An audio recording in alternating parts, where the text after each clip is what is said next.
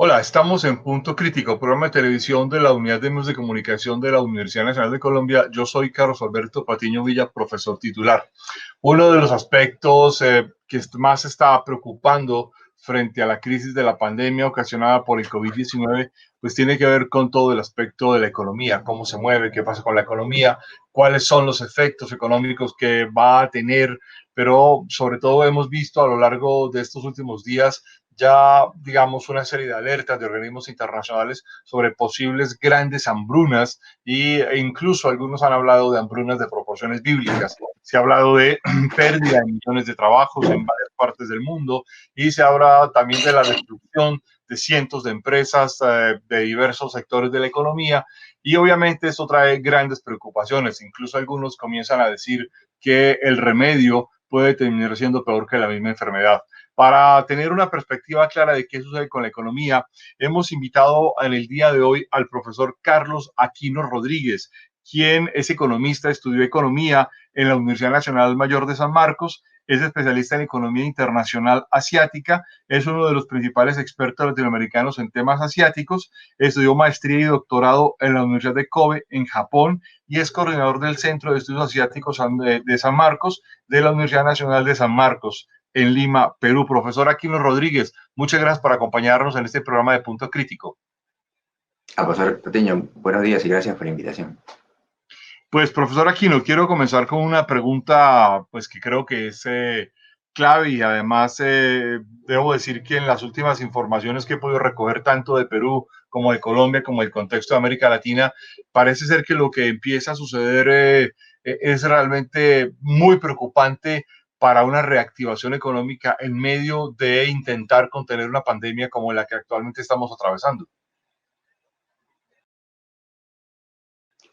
Bueno, sí, pues el problema es que Latinoamérica justo estamos viendo cuán frágil es, ¿no? De hecho, para Latinoamérica y para el mundo en general, en realidad, la crisis presente será la peor no, de la Segunda Guerra Mundial, desde la Gran Depresión, incluso peor que esta, ¿no? Porque no solo se está paralizando la producción, sino también el consumo por la cuarentena, ¿no? Y digo que la fragilidad de Latinoamérica se ve porque el sistema de salud, pues, estamos muy, muy mal. No, sí, lo que, por ejemplo, sucedió en Guayaquil, está sucediendo en Guayaquil, ojalá no se repita en otros países, pero es una probabilidad, ¿no?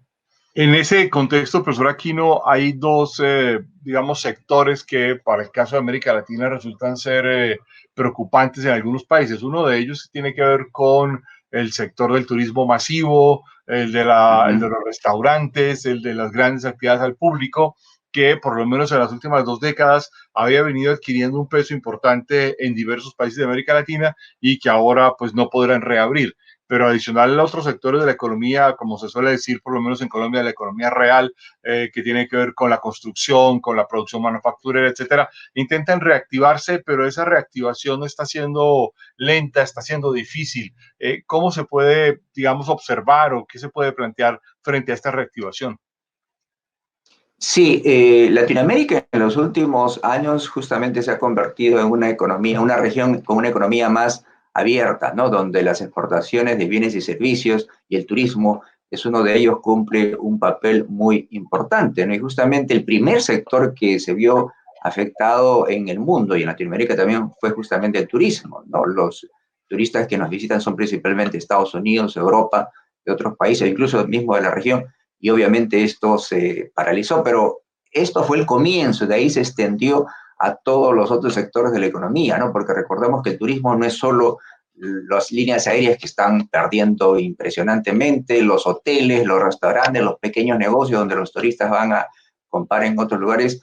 Y es que la crisis se extendió, ¿no? Como decía, esta es una crisis como ninguna otra, ¿no? Por ejemplo, cuando hay un terremoto o un tsunami, hoy día hay un terremoto, pero desde mañana empieza el proceso de reconstrucción. Y el terremoto solo destruye una fábrica o destruye o mata personas, pero el día siguiente la actividad podría empezar a paralizarse. Esta crisis no, esta crisis ha afectado tanto a la producción, que por ejemplo podría causar un terremoto, como el consumo, porque la gente está encerrada en sus casas, no puede consumir. Entonces, el otro problema es que no se sabe tampoco, ¿no? O sea, repito, un terremoto, una crisis sucede hoy día y a partir de mañana empieza el proceso de construcción. En este caso, no. O sea, los únicos lugares en el mundo donde ahorita, digamos que está controlado esta epidemia es en China y Taiwán. Digo, controlado, no terminado, porque incluso en esos lugares hay una peligro de que otra vez la epidemia rebote. Tan es así que China prácticamente ha cerrado, como Taiwán también ha cerrado sus fronteras. Entonces, ese es el problema en realidad. No podemos planificar una recuperación porque no sabemos cuándo la cuarentena se levante. Y de hecho, repito, esta crisis está afectando a todos los sectores, principalmente a Latinoamérica, porque cada vez somos una economía que más depende del extranjero. Y en el caso de Latinoamérica sabemos que el 60% de todo lo que exportamos son lamentablemente materias primas y China justamente es el principal mercado que, si bien es cierto, China se está recuperando, pero lentamente su producción. Y aunque termine la enfermedad en China, para que la economía china se recupere, la demanda mundial por productos chinos también tiene que recuperarse. Y repito, esto no tiene cuándo acabar. Entonces yo creo que el principal problema de esta crisis es que no sabemos cuándo va a acabar. Repito, cuando hay un terremoto, ocurre hoy día y a partir de mañana empieza el proceso de reconstrucción. En este caso, no sabemos. En el caso del Perú, para ser específico, se supone que tenemos una cuarentena hasta el 26. El gobierno a partir del 26 nos va a decir qué hacer. Quizás haya una reapertura parcial, pero aquí también es el otro problema. Para algunos países dicen, mejor tener 1 o 2 semanas más de paralización porque no vaya a ser que recurra otro rebrote y todo el esfuerzo que se ha ganado tratando de controlar con la cuarentena se viene abajo. Entonces, esa es la gran incógnita de este problema. No sabemos todavía cuándo va a terminar. En ese contexto habría que mencionar que si bien América Latina está muy afectada, como usted lo ha planteado, hay otras economías de países desarrollados que están en una gran incertidumbre. Incluso hay quienes están hablando de una especie de geopolítica de la pandemia, una especie de modificación de los papeles económicos de algunos países. Pues es inevitable pensar en la destrucción económica de países como Italia o España, la posible crisis de la economía francesa que contra todo empieza a tratar de reactivarse, pero además estamos viendo una crisis de proporciones realmente impresionantes en los Estados Unidos, con más de 22 millones ya de desempleados producto de esta situación de pandemia. ¿Cómo analizar esta situación, este golpe a la economía de los Estados Unidos el día de hoy? Sí, es en verdad un poco trágico lo que pasa en los países desarrollados, porque los países en desarrollo como Latinoamérica, África y algunos países en desarrollo en Asia, bueno, sabemos que tenemos carencias, nuestro ingreso per cápita no es alta, nuestras instituciones son débiles y nuestro sistema de salud es pobre, ¿no? Pero la pregunta es, ¿qué pasa con los países desarrollados? Se supone que Italia, Europa, Estados Unidos son países bastante desarrollados, pero ha ocurrido dos cosas, creo yo. Primero se demoraron en adoptar las medidas porque, repito, esto empezó en China. Claro, hay un problema, ¿no?, que también se discute. La epidemia empezó a fines de diciembre en China, los chinos se demoraron en avisar al mundo, pero aún así, el 23 de enero los chinos declararon emergencia nacional, cerraron sus fronteras, o por lo menos Wuhan, y se supone que el mundo ya sabía que venía la crisis, pero hemos visto que recién los europeos han adoptado estas medidas en marzo en realidad. O sea, han pasado por lo menos un mes para adoptar sus medidas. El caso más dramático es Estados Unidos, ¿no? El presidente Trump negó varias veces que esto pudiera suceder. Eso primero, o sea, adoptaron tarde las medidas. Y segundo, pues que lamentablemente Estados Unidos es un caso trágico. Estados Unidos es la economía más poderosa del mundo, un poderío militar impresionante, todavía sigue la economía más grande del mundo, pero sabemos nosotros, profesores especialmente, que Estados Unidos pues tiene una de las peores distribuciones del ingreso en el mundo y no tiene un sistema de salud universal. Por ejemplo, el Perú es un país pobre, pero por lo menos todos los peruanos podemos acceder a un sistema de salud. Claro, es malo el sistema de salud, pero podemos acceder. En Estados Unidos no. En Estados Unidos los ricos tienen su sistema de seguro privado y pueden irse a un lugar, pero los pobres lamentablemente no. Y no solo eso, por ejemplo, ¿no? Otra cosa que, por ejemplo, nos estamos dando cuenta, Estados Unidos es un país con ingresos bastante dispares y hemos visto, por ejemplo, que el nivel de obesidad. Por ejemplo, sabemos que una de las personas que más mueren son las personas obesas con problemas cardiovasculares, diabetes y todo lo demás. En Estados Unidos la mitad de la población es obesa en realidad. Y justamente por eso están pagando el precio, ¿no?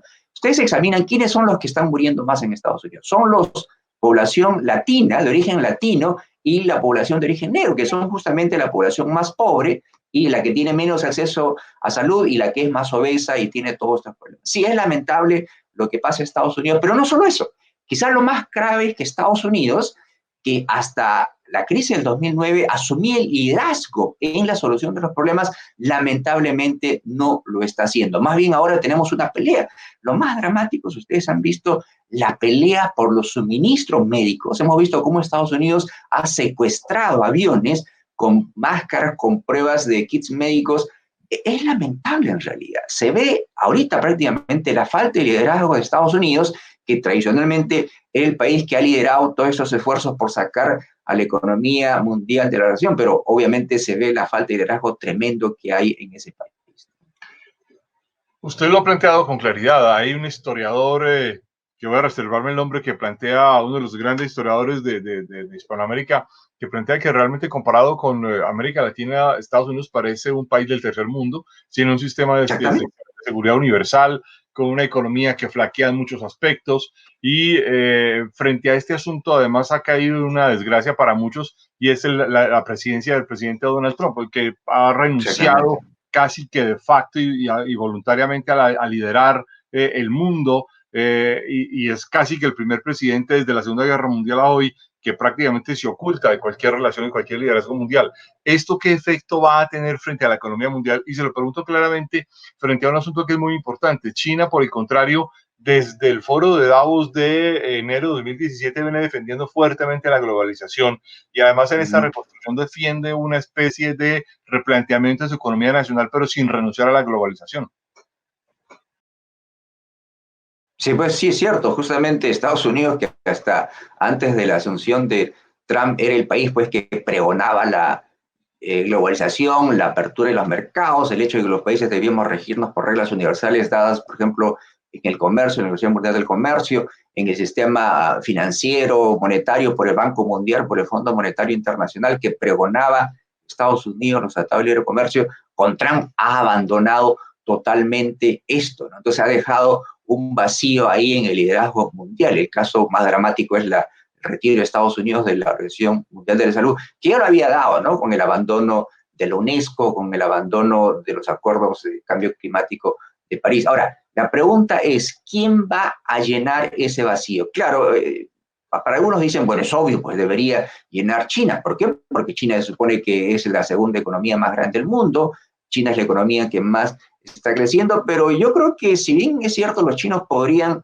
ser eso, yo creo que todavía los chinos no tienen esa intención, porque no olvidemos que si bien China es la segunda economía más grande del mundo, pero China en promedio todavía no es una economía rica, ¿no? China, el ingreso per cápita en China es solo $10,000 nada más, en Estados Unidos está más de $40,000, en Japón también, ¿no? Entonces, si bien es cierto, China podría ser, pero China todavía no tiene todos los medios de alcance. Ahora, si bien es cierto, China en ciertos aspectos, como lo has mencionado, profesor, China en Davos pues dijo, ¿no?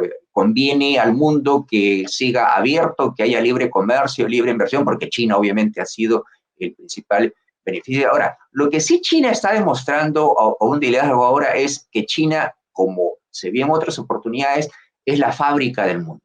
No solo está demostrando que es la fábrica del mundo de televisores, automóviles, sino la fábrica del mundo de equipos médicos, ¿no? O sea, el mundo siente, los que lo habían sentido, sienten que el mundo depende de China, porque las máscaras, más del 60-70% de las mascarillas en el mundo se producen en China.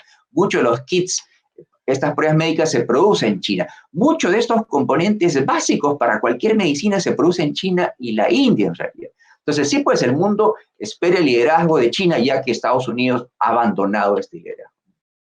En ese proceso de liderazgo aparece, digamos, algo que es además muy impresionante frente a esta disputa de la economía global, y es que pareciera ser que no solamente Estados Unidos ha renunciado a un liderazgo frente a todos los problemas, en específico, más frente a este problema de la pandemia, sino que mientras que renuncia, por ejemplo, a dar y mantener el apoyo a organismos internacionales como la Organización Mundial de la Salud, países como China, Japón con una posición prudente, Rusia en una posición combativa, muchos otros países mantienen la apuesta por el internacionalismo.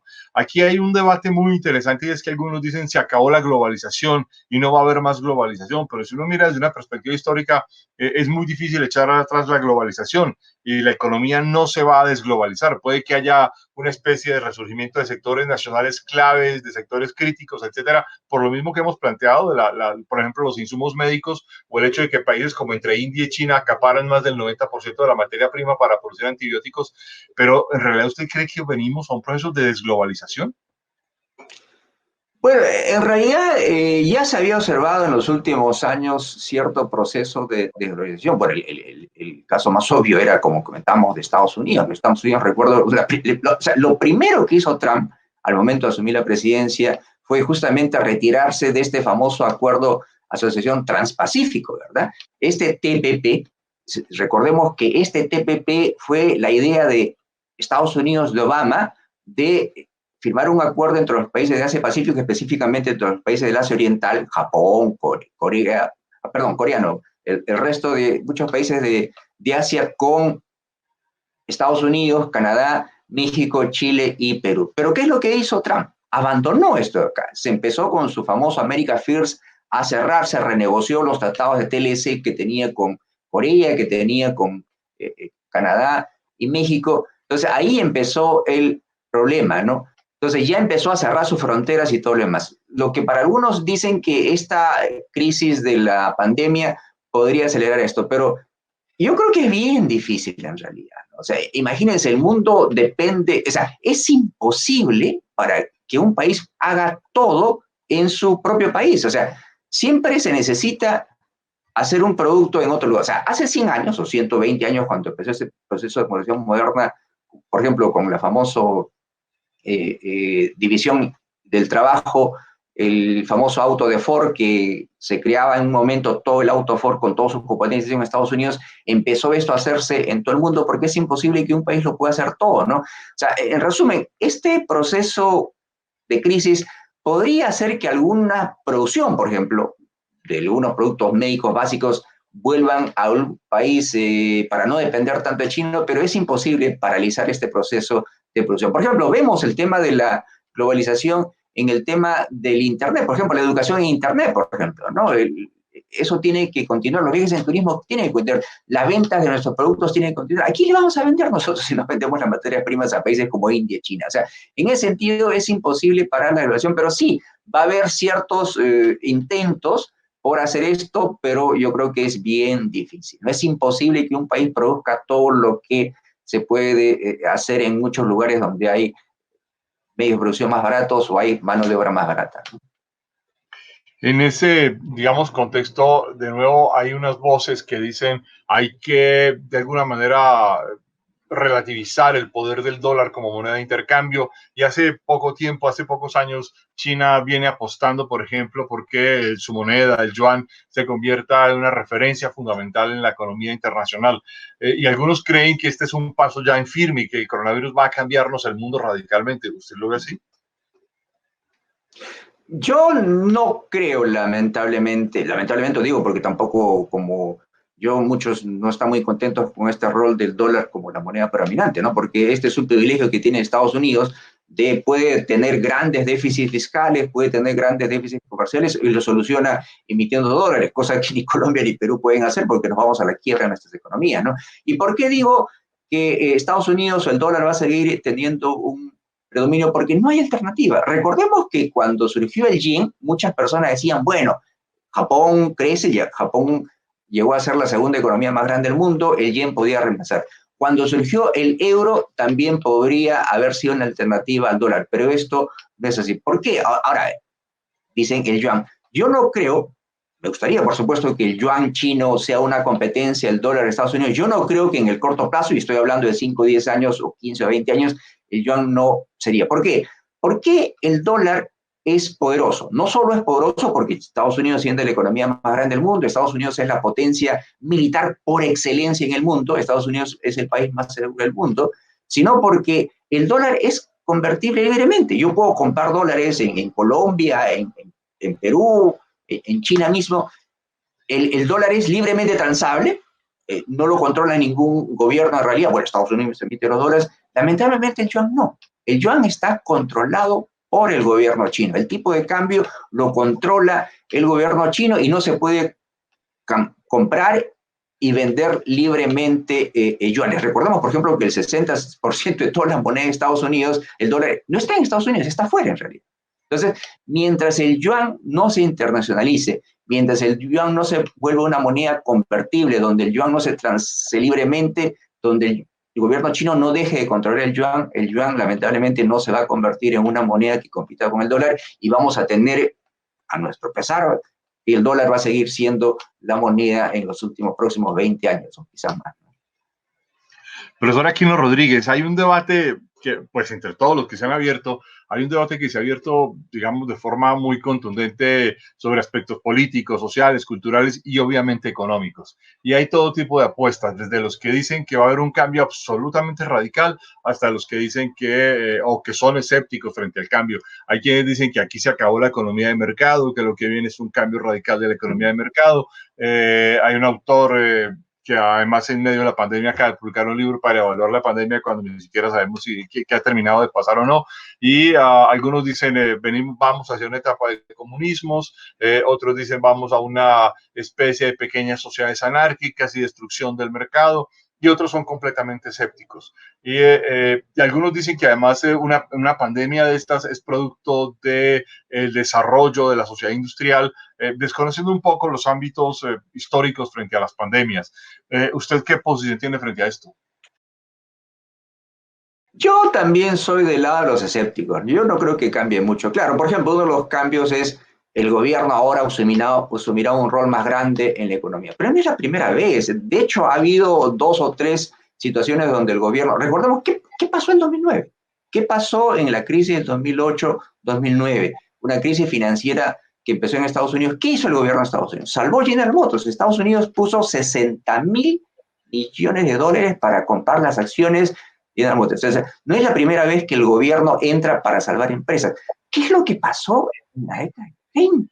¿Qué es el keynesianismo? El keynesianismo es una política que se creó para que el gobierno intervenga en la economía. ¿Qué pasó en la crisis de la depresión? ¿No? El 29 cayó la bolsa de valores en Estados Unidos, las fábricas se fueron a la quiebra, el desempleo aumentó, el consumo bajó, el sector privado no invertía, entonces ¿qué hizo el gobierno? Intervino gastando en la economía lo que recomendaba Keynes. O sea, no es la primera vez que el gobierno está salvando a las empresas privadas, no es la primera vez que el gobierno está salvando la economía. Entonces, yo no creo que vuelva a haber ese gran cambio. No es la primera vez que los gobiernos salvan al sistema capitalista, ¿no? Ahora, lo que sí puede haber es obviamente que quizás, ojalá, es una esperanza, la verdad, yo también soy escéptico en esto, que los gobiernos se den cuenta de que es importante, por ejemplo, invertir en los sistemas de salud. Ahora, yo me pregunto, aunque tengan esa idea, ¿de dónde van a sacar los recursos? ¿Cuántos millones de personas se van a quedar sin empleo? La pobreza va a aumentar en realidad. Entonces, yo creo que los gobiernos, y especialmente los gobiernos de nuestros países, van a tener pocos recursos, por lo menos para tratar de incrementar el empleo, que para tener, por ejemplo, un sistema de salud más o menos bueno, que para cambiar la economía. Yo, la verdad, soy muy escéptico en este sentido. Profesor, nos quedan pocos segundos. Quiero hacer la última pregunta en estos pocos segundos que nos quedan. Y es, ¿usted cree que las economías de América Latina, le quiero preguntar puntualmente por las economías andinas, tienen alguna opción de recuperación a corto plazo? Bueno, cuando hablamos de economías andinas, no olvidemos que hay diferencias, ¿no? O sea, Perú, en cierta forma Colombia, estamos mucho mejor, por ejemplo, con Ecuador. Ecuador es terrible, Ecuador ni siquiera tiene una moneda, el petróleo está en el suelo ahorita, por ejemplo. La situación de Ecuador es terrible. Yo me lo he visto, lo que ha pasado en Guayaquil, no muertos en las calles, ¿no?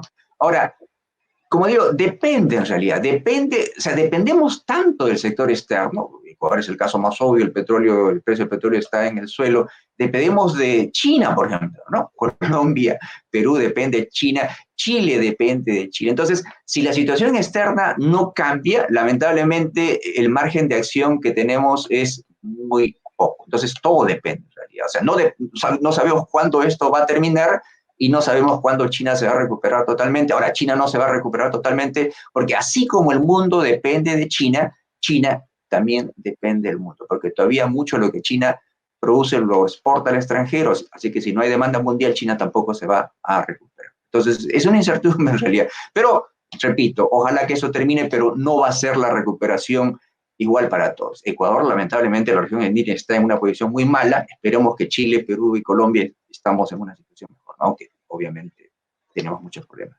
Profesor Carlos Aquino Rodríguez, le agradezco mucho haber estado con nosotros en Punto Crítico. A ustedes, muy amable. Y a ustedes los esperamos en una próxima emisión de Punto Crítico. Muy amables.